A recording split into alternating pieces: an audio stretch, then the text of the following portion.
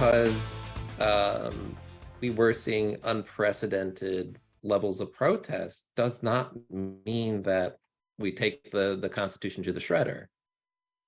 More than 2 years after widespread protests in Portland were met with police use of force, a resulting lawsuit is finally settled. It is 10 o'clock. Good evening. I'm Jeff Gianola. Elizabeth is off tonight. And a local advocacy group, Don't Shoot Portland, sued the city's police bureau following those 2020 protests. Jamie Seymour live tonight with the settlement and what changes will be coming for police. Jamie? Jeff, for at least the next 14 months, there's going to be restrictions on PPB's use of crowd control tactics like use of tear gas and sound cannons. And they will not be allowed to use rubber ball distraction devices, which are similar to flashbang grenades, and they must destroy their existing inventory of them. Get out of the way! We needed to protect people and their right to free speech. A personal mission for the past 2 years as advocacy group Don't Shoot Portland sued the city of Portland for the police bureau's use of tear gas, flashbangs, and other crowd control methods during 2020's racial justice and civil rights protests.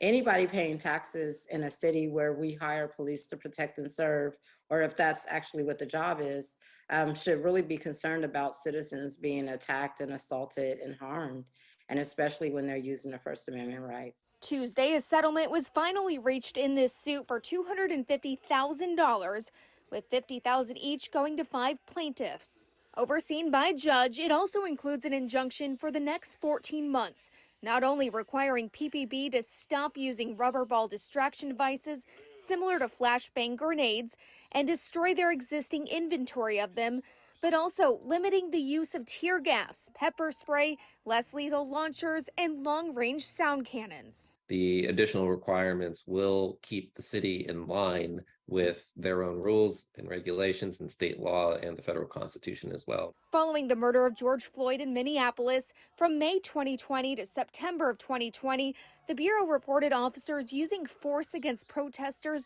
more than 6,000 times in the resulting demonstrations. We reached out to Mayor Wheeler, who in a statement said, quote, "There have been many important changes since 2020 concerning the city's response to demonstrations, including changes to state law and PPB's policies, ongoing work for officer body cameras, crowd management training, and more.